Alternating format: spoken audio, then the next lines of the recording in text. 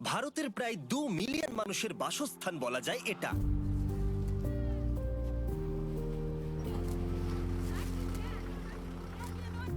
সারা দেশের অনেকগুলো ডাম্প সাইটের মধ্যে এটা একটা, যেখানে মানুষদের আবর্জনার পাহাড়ের মধ্যে অনেকটা সময় কাটাতে হয়, যেখানে থাকে প্রায় ধারালো বস্তু, বিষাক্ত বর্জ্য পদার্থ, যেগুলো প্রায়শই মারাত্মক রোগের কারণ হয়ে দাঁড়ায়। প্রতিদিন মাত্র $3 রোজগার করার জন্য। যেহেতু এটা বিশ্বের সর্বাধিক জনসংখ্যার দেশ, তাই ভারতে প্রতি বছর প্রায় 1.3 বিলিয়ন পাউন্ডের আবর্জনার উৎপত্তি হয়। ধনী এবং দরিদ্রের মধ্যে ক্রমশ বেড়ে চলা সম্পদের পার্থক্যের জন্য লক্ষ লক্ষ মানুষ এই সমস্ত আবর্জনা বিক্রি করে তাদের জীবিকা নির্বাহ করতে বাধ্য হয়, আর তারা এই জীবনযাত্রার মধ্যেই আটকে পড়ে রয়েছে। এটা সত্যিই হতাশাজনক। এই প্রজেক্টটা যখন আমরা নিয়েছিলাম তখনই আমরা জানতাম এটি কঠিন হতে চলেছে, কিন্তু আমার কোনো ধারণাই ছিল না যে এটি কতটা হৃদয় বিদারক হতে চলেছে এবং যা আমরা সরাসরি দেখেছি। আমি সত্যি বলতে এরকমটা আগে কখনো দেখিনি। একজন বাবা হিসেবে কারোর সন্তানকে এরকম একটা পরিস্থিতিতে কাজ করতে দেখে সত্যিই খুব কষ্ট হচ্ছে, আর আমি সত্যিই জানি না আমি এটাকে কিভাবে বলে বোঝাবো। এটা ঠিক না। একজন মানুষ হিসেবে আমরা এদেরকে এই ধরনের কাজ করা থেকে আটকাতে পারি এবং ভালো কিছু করতে পারি। কিন্তু আবর্জনার স্তূপ এখানে একমাত্র সমস্যা নয়। জনসংখ্যার একটা বড় অংশ শহরের এই সমস্ত বস্তিতে বাস করে। এখানকার দারিদ্র্য এবং জীবনযাত্রার অবস্থা অত্যন্ত কঠোর। মানুষকে বাধ্য হতে হয়েছে রেল লাইনের পাশে তাদের বাড়ি তৈরি করে জীবন কাটাতে। আমরা এইমাত্র একজন মহিলার সাথে দেখা করেছি, বাহার যান, যে শীতকালে কুয়াশার জন্য ট্রেনে ধাক্কা খেয়ে তার 2 পাই হারিয়েছে। সত্যি কথা বলছি, এই ভিডিওটা করতে গিয়ে আমরা সব থেকে বেশি মানসিক কষ্ট অনুভব করেছি। আর যখন এই সমস্যার সমাধান করা অসম্ভব বলে মনে হচ্ছিল, তখন একটা অর্গানাইজেশন সাহায্যের জন্য এগিয়ে এলো। এ হলো সাফকাত। ভারতের মতো দেশে দরিদ্রদের সাথে যেভাবে আচরণ করা হয়, মনে হয় যেন তারা সমাজের কোনো অংশই নয়। তারা ময়লা আবর্জনা নিয়ে কাজ করে বলে মানুষ তাদের ময়লা আবর্জনাই মনে করে। সাফকাত হলো তিলজলা শেডের ম্যানেজিং ডিরেক্টর। এই অর্গানাইজেশন শুরু হয়েছিল আজ থেকে 36 বছর আগে তার বাবা আলমগীরের হাত ধরে, যিনি বহু বছর ধরে আবর্জনা কুড়ানোর কাজ করতেন বস্তিতে। এই বস্তির খুব অল্প সংখ্যক মানুষ লিখতে এবং পড়তে জানতেন। আলমগীর তাদের মধ্যে একজন ছিল। তিনি একজন স্কুল টিচার হয়েছিলেন এবং বুঝতে পেরেছিলেন যে নিরক্ষরতা দূরীকরণে তিনি এবার সুযোগ পেয়েছেন। আর তাই 1987 সালে তিনি প্রতিটি নিরক্ষর শিশুকে ক্লাসরুমে আনার অভিযান শুরু করেছিলেন। যে কোনো মানুষের জন্ম থেকেই তাদের কাজ করার অধিকার, খাদ্যের অধিকার, শিক্ষা পাওয়ার অধিকার রয়েছে। দারিদ্র্যের কোনো স্থান নেই। তারা প্রতিনিয়ত লড়াই করে চলেছে। যেহেতু তারা শিক্ষিত নয়, তাই তরুণ শিক্ষার্থীরা ক্রাইম করে। তাই এই সুযোগ সুবিধাগুলো আমাদের এই বাচ্চাগুলোকে দেওয়া জরুরি। এই শিশুদের মধ্যে একজন ছিল আকবর, যে আবর্জনার স্তূপের মধ্যেই জন্মগ্রহণ করেছিল। একটু বড় হতেই সে মা বাবার সাথে আবর্জনা কুড়ানো শুরু করতে বাধ্য হলো, শুধুমাত্র বেঁচে থাকার রসদ জোগাড় করতে। তার মানে এমন একটা জীবন যেখানে কোনো শিক্ষা নেই, কোনো সুরক্ষা নেই, এবং সব থেকে দুঃখের বিষয়, উজ্জ্বল ভবিষ্যতের কোনো সম্ভাবনা নেই। প্রায় 6 মাস আগেই ওর বাবা মারা গেছে, ফলে ওদের ফ্যামিলিতে খুব চাপ রয়েছে। এখন ওর মা পুরো একা, এবং তার পক্ষে এই পুরো পরিবারটা একা টেনে নিয়ে যাওয়া কার্যত অসম্ভব হয়ে দাঁড়িয়েছে। আকবর চাইনি এই জীবন যেখানে আছে শিশুশ্রম, দারিদ্রতা এবং এমন একটা চাপের জীবন যা সমস্ত শিশুর কাছেই অসহ্য। ও গেটের বাইরে থেকে স্কুলে কি হচ্ছে দেখে। আসলে কোনোদিন সুযোগ পায়নি স্কুলে ঢুকে ক্লাসে বসার। ওর এখন 12 বছর বয়স। ও কোনোদিন স্কুল যায়নি। ও জানেই না কিভাবে লিখতে পড়তে হয়। তুমি কি হতে চাও বলো? ইঞ্জিনিয়ার। ইঞ্জিনিয়ার?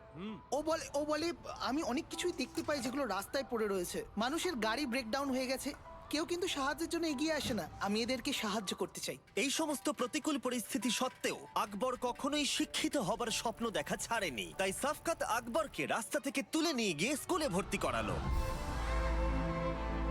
আর মাত্র 2 বছরের মধ্যে সে ক্লাস 8-এ পৌঁছে গেল। আর এটাই তো হবার ছিল। এটা তার জন্য আমার আশা এবং স্বপ্ন যে সে এখন শিক্ষা পেতে পারে, সে এখন বিশ্ববিদ্যালয়ে যেতে পারে এবং সে একজন ইঞ্জিনিয়ার হতে পারে, যে স্বপ্নটা সে সারা জীবন দেখেছে।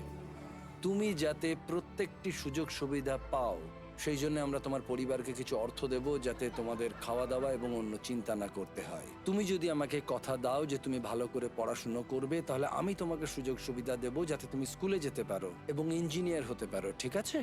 প্রমিস? প্রমিস। ডিল? ডিল? এভাবে। কিন্তু আকবর শুধু একটা সংখ্যা মাত্র। এই তিলজলা শেডে প্রায় 10,000 শিশু রয়েছে, যাদের আবর্জনার স্তূপ থেকে তুলে নিয়ে এসে শিক্ষিত করতে হবে, আশ্রয় এবং অর্থনৈতিক সুরক্ষা দিতে হবে। আর ড্যারেন এই প্রথমবার স্কুলের সব বাচ্চাদের সাথে দেখা করবে। আমি তোমাকে একটা এক্সপিরিয়েন্স করানোর জন্য অপেক্ষা করছিলাম। বাচ্চারা যখন এই দরজা দিয়ে ছুটে আসে না, তখন তাদের আনন্দটা দেখো তুমি।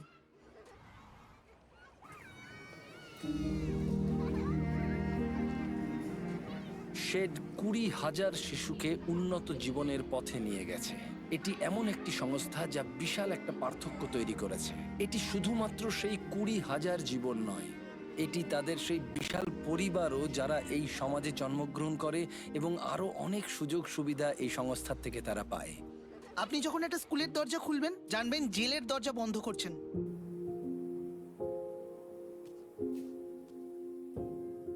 শিক্ষাই এগিয়ে যাওয়ার একমাত্র পথ। এটাই একমাত্র পথ যা সমাজকে বদলে দিতে পারে। শিক্ষার পাশাপাশি তিলজলা শেড আরো একটা কিছু করছে, সেটা হলো অনেক এক্সট্রা কারিকুলার অ্যাক্টিভিটিস, যার ফলে বাচ্চারা তাদের নিজেদের প্যাশন খুঁজে পাবে। তাদের মধ্যে অনেক আর্টিস্টিক ট্যালেন্ট লুকিয়ে আছে। আমরা সব সময় সেগুলোকে বার করে আনতে চাই। আমাদের এখানে স্পোর্টস ক্লাস হয়, টাইকোন্ডো ক্লাস হয়, আমরা এখানে কম্পিউটার শেখানো শুরু করেছি, গিটার ক্লাস হয়, পিয়ানো ক্লাস হয়, এবং আরো অনেক কিছু হয়।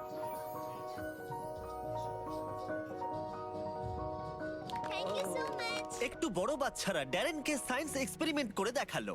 আরে দারুণ! আরে দেখো, এটা 3D। কি করে তুমি এটা করলে? তুমি কি বলবে কিভাবে এটা বানালে? এগুলো সব রিসাইকেল করা জিনিস, যেমন কাগজ, প্লাস্টিক, কার্ডবোর্ড। স্যার, এটা একটা ওয়াটার ডিসপেন্সার। এভাবে জল পড়ে। আমি মনে করি যে এই বাচ্চারা কতটা উদ্ভাবনী এবং সম্পদশালী সেটা আমাদের প্রত্যেকের জানা খুবই গুরুত্বপূর্ণ। তাদের কাছে কাজ করার জিনিস খুবই কম, কিন্তু তবুও তারা এই জিনিসগুলো তৈরি করতে এবং নিজেদেরকে শিক্ষিত করতে প্রতিনিয়ত চেষ্টা করে চলেছে।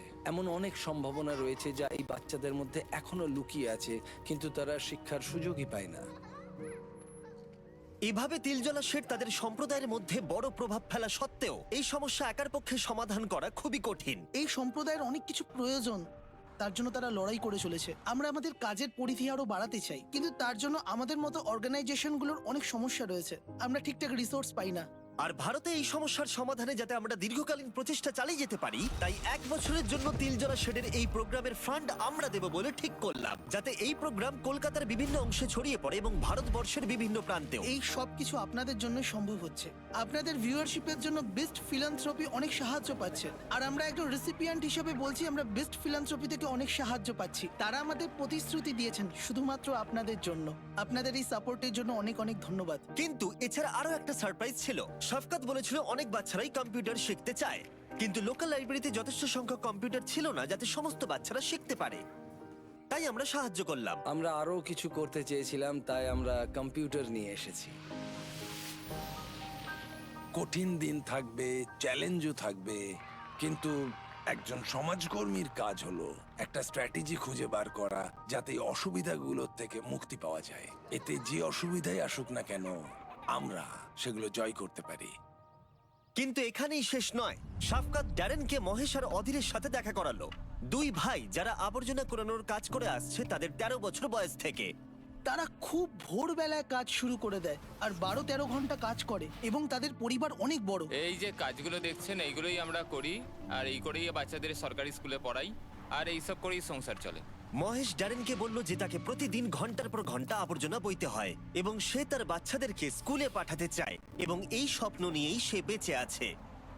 $5-6 একটা পরিবার চালানো খুবই কঠিন ব্যাপার, কারণ এটা অনেক কম টাকা। মহেশ তারপর ড্যারেনকে তার বাড়ি দেখাতে নিয়ে গেল এবং দেখালো তাদের প্রাত্যহিক লড়াই কতটা কঠিন। এখানে অসহনীয় গরম, এবং এটা গ্রীষ্মের সেই উষ্ণতম সময়ও নয়। আসলে এখন শীতের শেষ, কিন্তু এর মধ্যেই এখানে গরম পড়ে গেছে। মহেশের কাছে এই গরমের অন্যতম বড় সমস্যা হলো খাবার নষ্ট হয়ে যাওয়া। তাই উপায় না থাকায় কখনো কখনো তাকে খাবার না খেয়েই কাজ করতে হয়, যেটা এই কাজ করার জন্য স্বাস্থ্যের দিক থেকে অনেকটাই ক্ষতিকর। আমরা দেখেছি যে তুমি তোমার পরিবারের জন্য কতটা কষ্ট করছো, তাই আমরা তোমাকে একটু সাহায্য করতে চাই। আমরা তোমাকে একটা রেফ্রিজারেটর দিতে চাই। আর একটা জিনিস তোমায় বলতে চাই, তোমার বাচ্চা যখন একটু বড় হবে তখন তাকে ভালো স্কুলে ভর্তি করো, আমরা তার অর্থ দেব, ঠিক আছে? হ্যাঁ স্যার, অনেক ধন্যবাদ। খুব ভালো থেকো বন্ধু। যখন বিস্ট ফিলান্থ্রপি প্রথম ডোনেশন নেওয়া শুরু করেছিল, তখন আমরা কোনো ইন্টারন্যাশনাল প্রজেক্ট করিনি এবং আমরা এটা অ্যানাউন্সও করিনি যে আমরা এরকম একটা করতে যাচ্ছি। কিন্তু প্রথম সপ্তাহে যে দেশটি সব থেকে বেশি ডোনেশন দিয়েছিল বিস্ট ফিলান্থ্রপিকে, সেটি হলো ইন্ডিয়া।